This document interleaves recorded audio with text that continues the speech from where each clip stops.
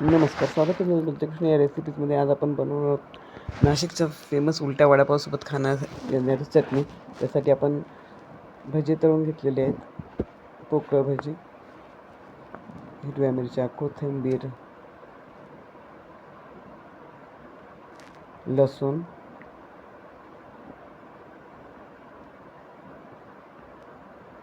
खूप सारी कोथिंबीर,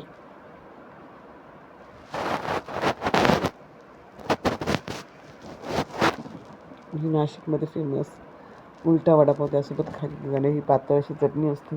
चवीला अगदी छान अशी लागते.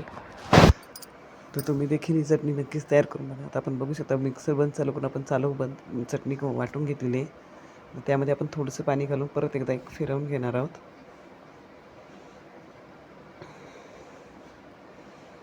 तुम्ही बघू शकता अशा प्रकारे आपली ही चटणीचं वाटण तयार झालेलं आहे. सध्या ते घट्ट आहे. आपण त्याच्यानंतर अशा प्रकारे ते आपण वाटून घेणार आहोत. तर आपण आता या चटणीमध्ये अजून चटणीची चव वाढण्यासाठी शेंगदाणे तळून घेणार आहोत.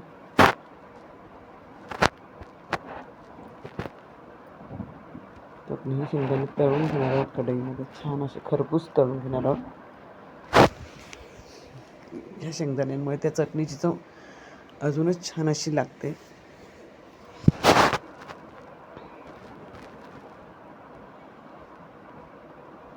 बघू शकता तुम्ही आपण खरपूसपणे सर्व शेंगदाणे तळून घेतलेले आहेत.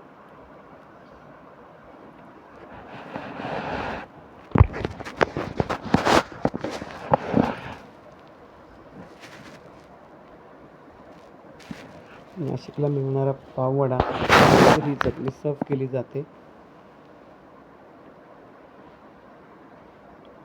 तर आज माझ्या घरी मुलांच्या हट्टाखातर आम्ही वडापाव तयार करणार आहोत. त्यासोबतच ही चटणी माझ्या मुलांना खूप आवडते, म्हणून मी त्यासोबत ही चटणी बनवत आहे. तर आपण कढईमध्ये तेल टाकून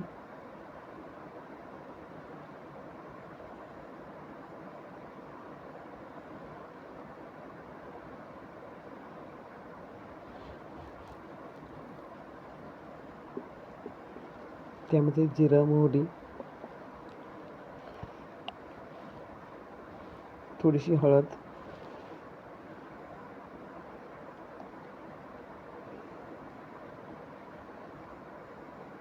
हे सर्व जिन्नस तडतडल्यानंतर आपण त्यामध्ये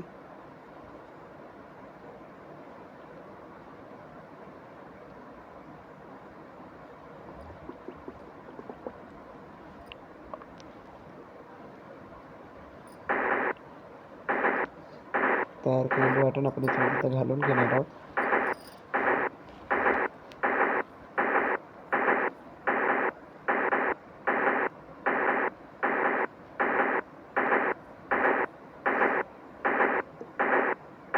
तर आता आपण मिक्सरच्या मध्ये थोडंसं पाणी घालून थोडीशी पातळ अशी पेस्ट करून घेणार आहोत.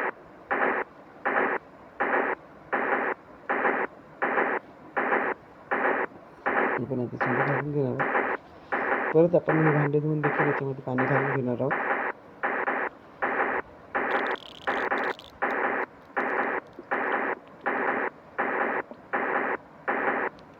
आपण सगळं पाणी घालून सगळं एकत्र करून घेतलं. आता आपण याच्यात चवीनुसार मीठ घालणार आहोत. आपल्या भाज्यांच्या याच्यामध्ये सुद्धा मीठ असतं, त्यामुळे मीठ आपण थोडीशी प्रमाणातच घालणार आहोत. तर तुम्ही बघू शकता की आपली चटणी जरी पातळ दिसत असली ही मंद आचेवर उकळल्यानंतर आपण चटणी घट्ट होणार आहे, कारण डाळीच्या पिठांच्या भुजामुळे त्यांना आपण घट्टपणा असा येतो.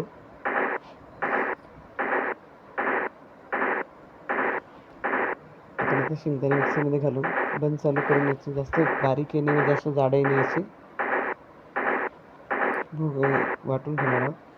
तर अशा पद्धतीने आपण त्याचा बघू शकता छान असा भुगा करून घेतलेला आहे. आणि अशाच पद्धतीने आपण त्या चटणीमध्ये घालणार आहोत.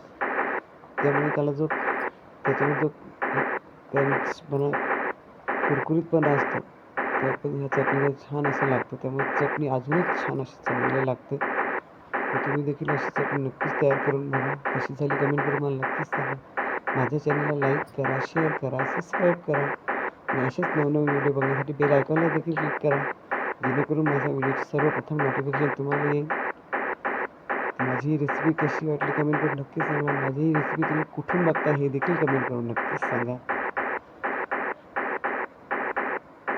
तर तयार आहे आपली नाशिकच्या फेमस उलटा वडापाव म्हणजेच पाववड्यासोबत खाली जाणारी झणझणीत आणि चटपटीत अशी चटणी.